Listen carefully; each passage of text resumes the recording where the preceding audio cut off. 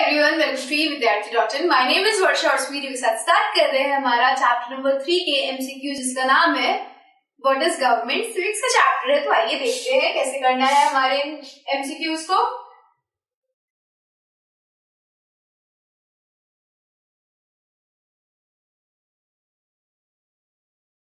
हमने देखा था कि गवर्नमेंट क्या होती है। गवर्नमेंट इज बेसिकली एक ग्रुप ऑफ पीपल होती है जो लोगों के ऊपर रूल करती है। और किस तरीके की गवर्नमेंट देखी थी? दो तरीके की गवर्नमेंट देखी थी, जिसके अंदर डेमोक्रेटिक थी और मोनार्की थी।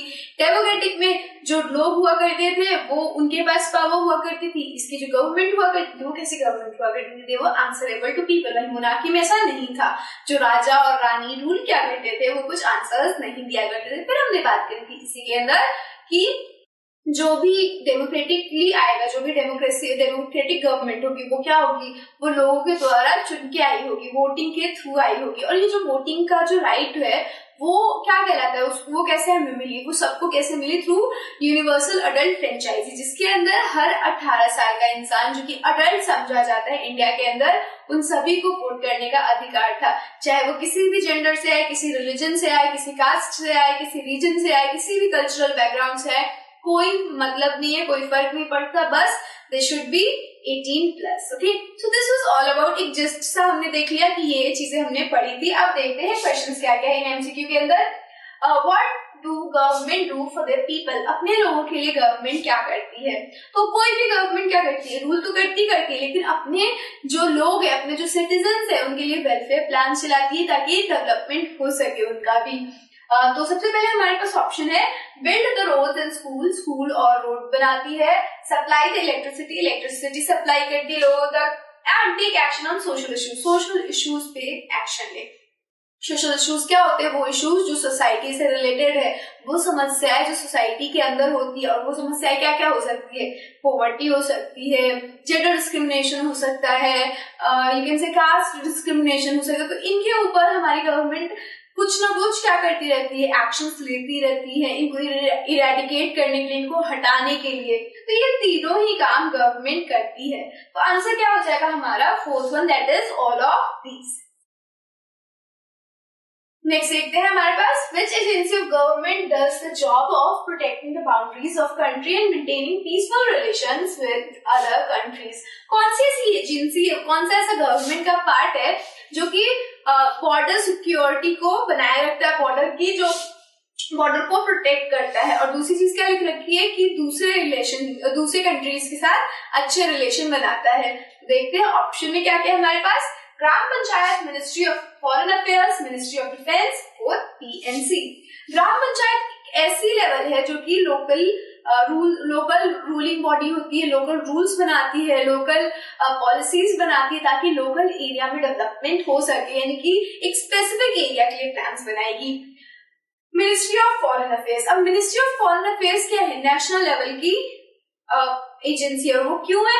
क्योंकि ये पूरे नेशन के लिए बनाती है, पूरे नेशन को रिप्रेजेंट करती है। अगर कभी भी कोई भी यहाँ से आदमी जाएगा, यहाँ से कोई भी गवर्नमेंट का ऑफिशियल जाएगा, he is representing our nation. अब फॉरेन अफेयर्स का ही मतलब ये हो जाता है विदेशी संबंध। अब विदेशी संबंध के अंदर अच्छे रिलेशन बनाएंगे, तो ये वाला जो मिनिस्ट्री होगी वो क्या करती होगी? वो maintaining peaceful relation with the other countries, यानी कि ये वाली जो है ये सेकंड काम कर रही है, लेकिन फर्स्ट काम तो नहीं करती है ये, है ना। देखते हैं थर्ड ऑप्शन क्या है हमारे पास। Ministry of defence. Ministry of defence क्या होती है? यहाँ पे जितने भी हमारे डिफेंस है, यानी कि आर्मी, एयरफोर्स, नेवी, इन सब के लिए जो भी डेवलपमेंट के काम होंगे, जो भी चीजें होंगी, जो भी रूल्स होंगे, वो यहाँ पे बनते हैं। मिनिस्ट्री ऑफ डिफेंस का काम क्या होता है? वो बेसिकली बाउंड्रीज को प्रोटेक्ट कर रही डिफेंस को हेल्प करती है। तो इट मीन्स कि ये वाली जो डिपार्टमेंट है वो बाउंड्रीज को क्या कर रही है? प्रोटेक्ट कर रही है।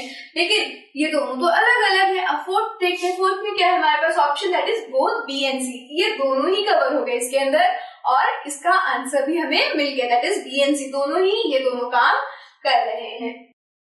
नेक्स्ट देखते हैं, what is an important part of the government? Government का महत्वपूर्ण पार्ट क्या है? Court, private organisations, public schools and colleges. जब हमने लॉ एंड गवर्नमेंट की बात करी थी तो हमने देखा था कि लॉ जब भी बनता है तो उसको एनफोर्स करने के लिए क्या बनाए जाते हैं, कोर्ट्स बनाए जाते हैं। अगर कोई इंसान लॉ नहीं मानता है तो कोर्ट उन्हें सजा देती है, ठीक है। तो कोर्ट्स विल बी आंसर। अगर हम प्राइवेट ऑर्गेनाइजेशन की बात करें तो प्राइवेट ऑर्गेनाइजेशन तो कोई भी बना सकता है, ये किसी के द्वारा चुनी हुई नहीं होती है। और दूसरी बात अगर हम करें थर्ड वाले की तो पब्लिक स्कूल्स क्या होता है, जहाँ पे हम और आप जैसे लोग पढ़ रहे हैं जो कि अभी 18 साल के नहीं है, जो गवर्नमेंट नहीं कहलाते हैं, हम लोग तो सिंपली सिटीजन है। और कॉलेज भी सेम इंस्टीट्यूशन होती है कि वहां पे भी लोग जाके पढ़ाई करते हैं। तो सिर्फ कोर्ट से एक ऐसी कोर्ट, न्यायालय जिसे हम हिंदी में कहते हैं कोर्ट, वही एक ऐसी जगह है जहाँ पे कोई भी गवर्नमेंट का काम हो रहा होता है। और ये एक इम्पोर्टेंट बॉडी है गवर्नमेंट के लिए, क्योंकि गवर्नमेंट इसी के थ्रू पावर अपना एक्सरसाइज करता है। तो यहाँ पे अभी आपने देखा वार्निंग आया क्योंकि हमने कुछ भी सिलेक्ट नहीं किया था इनमें से, तो you have to answer and then ये आगे आपको बढ़ देता है। At which level does a government work, किस लेवल पे एक गवर्नमेंट काम करती है। सबसे पहले आपके पास ऑप्शन है local level, national level, state level, all of these. Local level पे लोकल काम होती है। लोकल गवर्नमेंट क्या करती है, लोकल मुद्दों पे बात करती है, डिसीजंस लेती है, रूल्स बनाती है। नेशनल लेवल पे पूरे नेशन के लिए काम होता है और स्टेट लेवल पे किसी भी स्टेट स्पेसिफिक के लिए काम होता है। तो ये तीनों ही गवर्नमेंट क्या करती है, अपने अपने लेवल्स पे काम करती है। फोर्थ हमारे पास दे रखा है ऑल ऑफ दीज, तो इट मींस कि all of these will be answer, क्योंकि क्वेश्चन ही ये कह रहा है कि किस लेवल पे गवर्नमेंट काम करती है। तीनों लेवल पे गवर्नमेंट अपने अपने काम करती है। नेक्स्ट देखते हैं, on which level does Indian government take decision to maintain peaceful relation with USSR.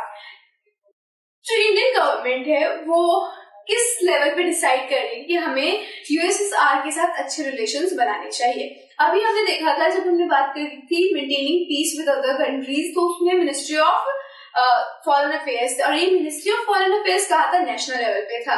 तो इट मीन्स नेशनल लेवल पे ही ऐसे डिसीजंस को लिए जाते हैं जहाँ पे दो कंट्रीज के बीच में कोई रिलेशन डिसाइड किया जाता है, कोई पीस समझौता डिसाइड किया जाता है।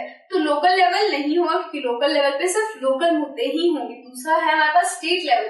स्टेट लेवल पे सिर्फ एक स्टेट स्पेसिफिक चीजें ही डिसाइड की जा सकती है, जैसे कि वहां पे एजुकेशन पॉलिसी क्या होगी, वहां पे फॉरेस्ट कितना लगाया जाएगा, तो ये सारा स्टेट लेवल पे डिसाइड होगा। वहीं अगर हम सेंट्रल लेवल की बात करें तो यहाँ पे पूरी कंट्री के लिए डिसीजंस लिए जाते हैं, पूरी कंट्री के हित में डिसीजंस लिए जाते हैं। और हित में क्या होती है कि उस कंट्री के साथ कोई कंट्री वॉर ना करे, वॉर वाली स्थिति ना पैदा हो। तो इसके लिए सेंट्रल लेवल काम करती है ताकि वो किसी भी कंट्री, चाहे वो यूएसएसआर हो, यूएसए हो, यूके हो, चाइना हो, वो सारी जितने भी अच्छे रिलेशन मेंटेन करने वो कौन करेगा, हमारा सेंट्रल लेवल का गवर्नमेंट करेगा। नेक्स्ट देखते हैं, what does the government make for everyone to follow. क्या बनाती है ऐसा गवर्नमेंट जो सभी को फॉलो करना होता है। सबसे पहले हमारे पास laws, second decisions, relations, none of these. देखिए हमने पढ़ा था कि जो लॉ होता है दैट इज वही एक ऐसी चीज है जिसके थ्रू किसी भी गवर्नमेंट को पावर मिलती है ताकि वो किसी के ऊपर रूल कर सके, अपने सिटीजन्स के ऊपर रूल कर सके।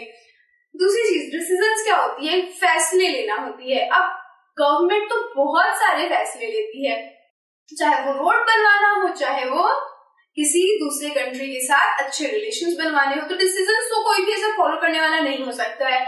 और रिलेशन की बात करें, रिलेशन मतलब संबंध बनाना, तो ऐसा कुछ भी नहीं होता कि हमें कुछ कोई रिलेशन है या फिर इन रिलेशन थोड़ी ना फॉलो किया जा सकता है या फिर डिसीजन थोड़ी ना फॉलो किया जा सकता है। डिसीजन तो लिए जाते हैं और रिलेशन तो बनाए जाते हैं, तो ये दोनों तो होगा नहीं। लॉ ही एक ऐसी चीज है जो हमें फॉलो करना होता है, यानी कि आपको जब ड्राइविंग लाइसेंस होगा तो ही आप ड्राइव कर सकते हो, आप 18+ हो तो ही आप वोट कर सकते हो। तो ये क्या है, ये लॉज है ना। तो laws will be the answer. Any person who is caught driving without license can be। So अभी हम बात कर रहे थे कि लॉज बनाए जाते हैं। लॉज में हमने बोला कि कोई भी इंसान बिना लाइसेंस के ड्राइव कर रहा है तो वो क्या है, वो इलीगल काम कर रहा है और वो लॉ को तोड़ रहा है। और यहाँ पे हमारे पास क्वेश्चन भी आ गया, तो इट मीन्स कि जो अगर इंसान बिना लाइसेंस के ड्राइव कर रहा है तो क्या कर रहा है, कुछ गलती कर रहा है। और लॉज को कैसे इम्प्लीमेंट किया जाता है, थ्रू इन्फोर्समेंट, जिसमें हम क्या करते हैं, या तो उसको जेल करते हैं या फिर उसको फाइन देते हैं। यहाँ पे आपको क्या है, ऑप्शन दे रखा है, any person who is caught driving without licence can be jailed. Second है आपके पास fine a large sum of money, both A and B and none of these.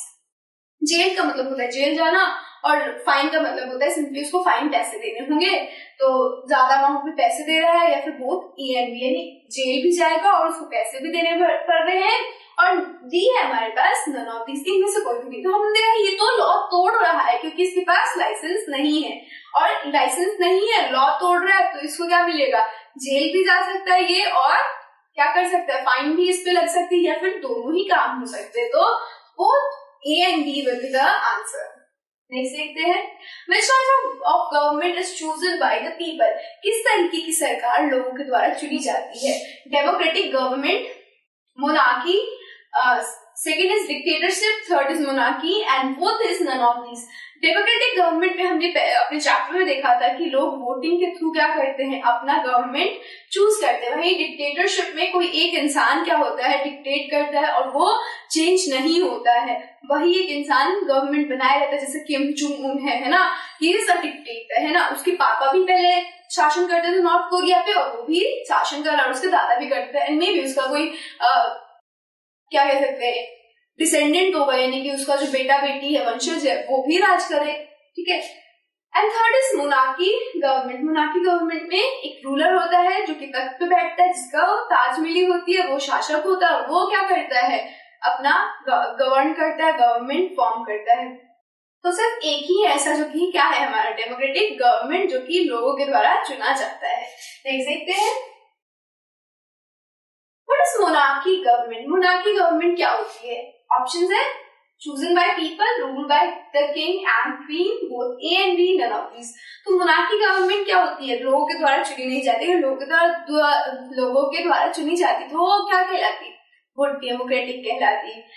Ruled by king and queen, हाँ monarchy में ऐसा होता है कि लोग जो शासक है वो रूल करता है, शासक क्या तो क्वीन हो सकता है या किंग हो सकती है, बोथ ए एंड बी, ऐसा नहीं हो सकता है ना, बिल्कुल नहीं हो सकता, सिर्फ बी ही है और नन ऑफ दीज भी नहीं हो सकता।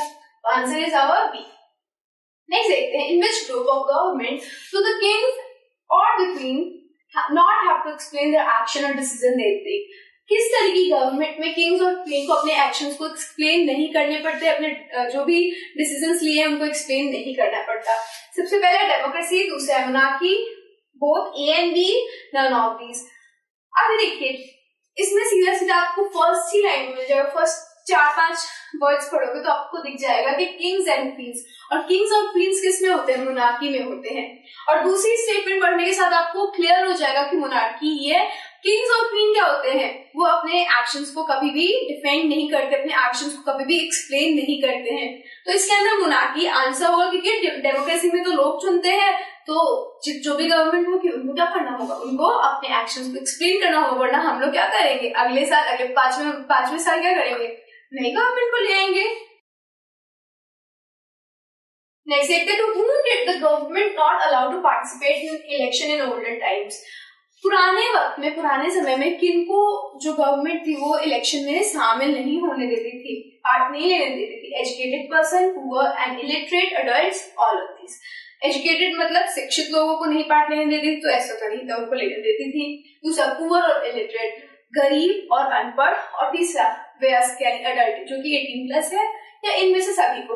हमने देखा था हमारे गांधी जी ने बात करी थी कि वो लोग जो कि क्या है, अनपढ़ है लेकिन क्या कर रहे हैं, मजदूरी कर रहे हैं, खून पसीना बहा के अपनी कमाई कर रहे हैं, उनके पास कैरेक्टर है, उनको समझ है कि कौन सी गवर्नमेंट अच्छी है, कौन सी गवर्नमेंट नहीं अच्छी है, उनको पता है कि क्या उनके लिए सही है, क्या उनके लिए गलत है, उनको वोटिंग राइट्स ना देना क्या उनके गरीब होने का सजा है। तो ये बात उन्होंने काफी क्लियरली कही थी अपने यंग इंडिया जर्नल के अंदर, और इससे बहुत फर्क पड़ा था, और हमारे पॉलिसी मेकर ने, हमारे कॉन्स्टिट्यूशन मेकर ने क्या किया था, सभी को क्या दे दिया था, यूनिवर्सल अडल्ट फ्रेंचाइज दिया था। तो पुअर एंड इलिटरेट आंसर होगा, क्योंकि हमारे गांधी जी के जर्नल में हमने साफ साफ पढ़ा था कि जो पुअर थे और इलिटरेट थे उनको नहीं थी आजादी वोट देने की पुराने वक्त में। नेक्स्ट देखते हैं, when was only a small minority allowed to vote। कब ऐसा था जब सिर्फ छोटा एक समुदाय ही वोट कर सकता था। After independence, before independence, 10 years before. After independence क्या है, आजादी के बाद। बिफोर इंडिपेंडेंस आजादी से पहले, आज से 10 साल पहले, C option, and D option is आज से 20 साल पहले। 20 साल पहले भी हम आजाद थे, 10 साल पहले भी हम आजाद थे। आफ्टर इंडिपेंडेंस क्या हुआ कि जो भी हमारे कॉन्स्टिट्यूशन मेकर थे दे मेक श्योर कि हमारी कंट्री में यूनिवर्सल अडल्ट फ्रेंचाइजी हो, जिसके तहत सभी के सभी अडल्ट क्या कर सके, वोट कर सके। बिफोर इंडिपेंडेंस ऐसा नहीं था। बिफोर इंडिपेंडेंस ये था कि जो लोग रिच हैं, जो लोग एजुकेटेड है, वही लोग क्या कर सकते थे, वही लोग वोट कर सकते थे। तो before independence will be the answer, क्योंकि 10 साल बाद क्या है, हम आज से 10 साल बाद भी इंडिपेंडेंस थी हमारी, हम आजाद थे और कॉन्स्टिट्यूशनल था जो कि हमें क्या देता था, universal adult franchise, and same goes for the option number D. तो B will be our answer. Next देखते हैं, when was publishing of journal Young India started, कब यंग इंडिया स्टार्ट हुआ जर्नल प्रेस। यंग इंडिया क्या था, हमारे गांधी जी द्वारा लिखा गया एक जर्नल था, और जो कि कब स्टार्ट हुआ ये पूछा गया है। सबसे पहले है 1931, 1941, 1951 एंड 1961। हमने देखा था कि हमारे गांधी जी ने जब लोगों के साथ ये हो रहा था कि उनको वोट नहीं देने दिया जा रहा था, क्यों, क्योंकि वो लोग पुअर थे और इलिटरेट थे, तो उन्होंने अपना ये प्रेस स्टार्ट किया, अपना जर्नल स्टार्ट किया, जिसके अंदर उन्होंने बहुत ही ज्यादा इस बात की आलोचना की थी। तो ये कब स्टार्ट हुआ था, 1931 में, जो कि हमारा आंसर होगा। व्यू रिजल्ट करेंगे। अब हमने सारे क्वेश्चंस कर लिए, तो व्यू रिजल्ट करेंगे, देखते हैं हमारे कितने सही हैं और कितने गलत है। So you scored 13 correct out of 13 question, यानी हमारे 13 के 13 आंसर सही है। ये किसने किया, हम लोगों ने मिलकर ही किया है। तो यहाँ पे आप सारे के सारे आंसर्स देख सकते हो, समझ सकते हो। कभी आप कुछ गलत कर दो तो यहाँ पे बता देता है कि this is wrong but this is right, ठीक है। तो ये एक अच्छी बात है यहाँ पे कि आपको क्या करता है, तुरंत के तुरंत पता नहीं चल जाता है कि आपके आंसर ये वाले गलत है और ये वाले सही है। So this is all about chapter number 3 which is what is government. Next video में नए टॉपिक के साथ आपके साथ मिलेंगे। Keep learning, happy learning.